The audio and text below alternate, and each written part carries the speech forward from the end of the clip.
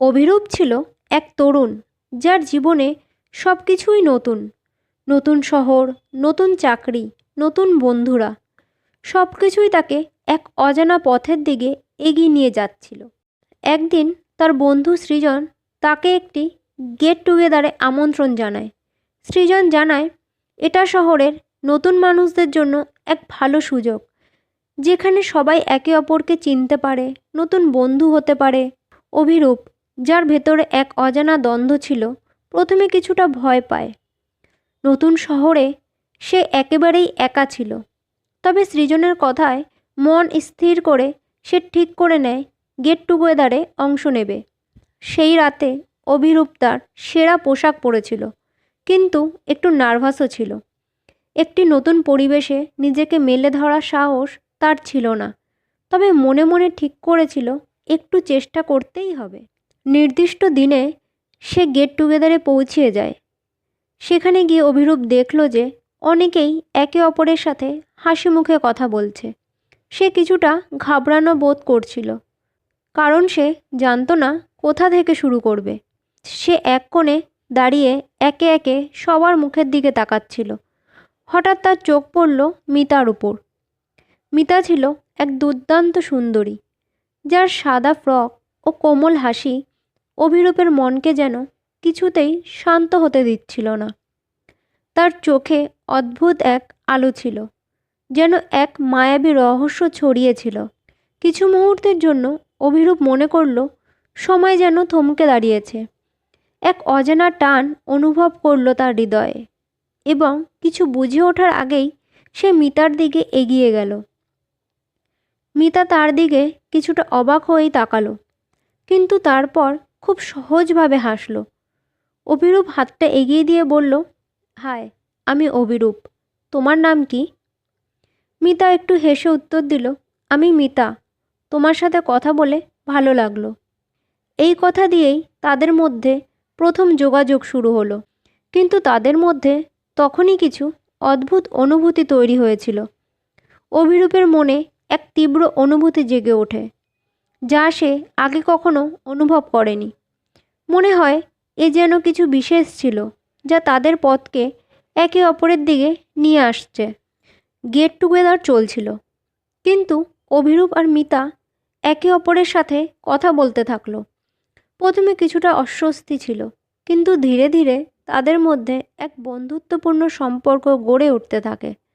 মিতা, যিনি কিছুটা শান্ত এবং অন্তর্মুখী ছিল, অভিরূপের উপস্থিতিতে যেন আরও উন্মুক্ত হয়ে ওঠে।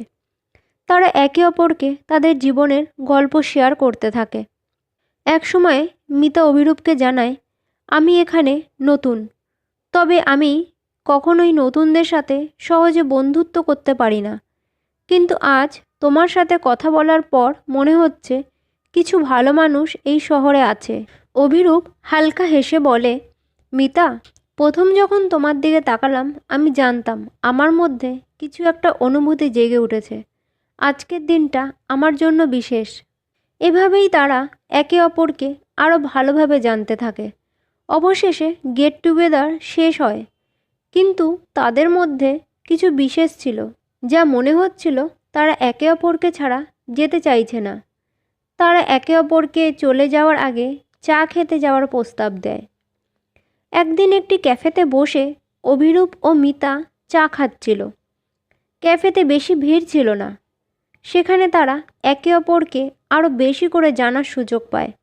দুজনেই বেশ ভাবুক, একে অপরের দিকে তাকিয়ে হাসছিল। মিতা বলছিল, আমার জীবনে কখনো এমন কাউকে দেখিনি যে সহজেই আমাকে বুঝতে পারে। মনে হচ্ছে তোমার সাথে সময় কাটানো আমার জীবনের একটি ভালো সিদ্ধান্ত। অভিরূপ তার চোখে চোখ রেখে বলছিল, আমি প্রথম যখন তোমার দিকে তাকালাম মনে হয়েছিল যেন আমার হৃদয়ে কিছু একটা ভেঙে পড়ছে। আজকের দিনটা সত্যিই অমূল্য। এখানে তারা একে অপরের অনুভূতির গভীরে যেতে শুরু করে, এবং দুজনের মধ্যে এক অদ্ভুত ধরনের টান অনুভব হয়। তারা দুজনেই বুঝতে পারছিল এটি শুধুই একটি বন্ধুত্ব নয়, বরং আরও বেশি কিছু ছিল, যা দুজনকে একে অপরের দিকে আকর্ষণ করছিল। এভাবেই দিন যেতে থাকে। অভিরূপ এবং মিতা একে অপরকে আরও ভালোভাবে জানে এবং তাদের মধ্যে সম্পর্ক আরও গভীর হয়। তারা একে অপরের সাথে সময় কাটানোর জন্য অপেক্ষা করতে থাকে। একদিন তারা সন্ধ্যাবেলায় পার্কে হাঁটতে বের হয়। তারা দুজনেই কোনো কথা বলছিল না, তবে একে অপরের হাত ধরে হাঁটছিল। অভিরূপ মিতার দিকে তাকিয়ে বলল, মিতা, তুমি জানো, প্রথম দিন যখন তোমাকে দেখলাম আমার মনে হয়েছিল এটি শুধু একটা সাধারণ আলাপ হবে, কিন্তু এখন বুঝতে পারছি ওটা ছিল জীবনের সবথেকে সুন্দর মুহূর্ত। মিতা মুচকি হাসে এবং উত্তর দেয়, আমি সেদিনই বুঝতে পেরেছিলাম যে তোমার সঙ্গে সময় কাটানোর পর মনে হয় আমি আর একা নই। তুমি আমার জীবনের একটি বিশেষ মানুষ হয়ে উঠেছ। মিতা মুচকি হাসে এবং উত্তর দেয়, আমি সেদিনই বুঝতে পেরেছিলাম যে তোমার সঙ্গে সময় কাটানোর পর মনে হয় আমি আর একা নই। তুমি আমার জীবনের একটি বিশেষ বন্ধু হয়ে উঠেছ। তারপর তারা হাত ধরেই পার্কের সেই শান্ত পরিবেশে একে অপরের আরও গভীরে চলে যায়। তাদের হৃদয়ের সব দুঃখ, ভয় দূর হয়ে যায়। এভাবেই তাদের সম্পর্ক এক নতুন পথে এগিয়ে যেতে থাকে। তাদের সম্পর্ক ছিল যেমন সাদা ক্যানভাস, তেমনই ছিল সেখানে রঙিন স্মৃতির ছোঁয়া। একে অপরের প্রতি ভালোবাসা এবং বিশ্বাস তাদের সম্পর্কটাকে আরও মজবুত করে তোলে। তাদের জীবনের প্রথম দেখায় প্রেম শুরু হয়েছিল, কিন্তু সেই প্রেম এখন এক চিরকালীন সম্পর্কের রূপ নিয়েছে, যা সারা জীবন ধরে একে অপরকে ভালোবাসার পথে নিয়ে যাবে।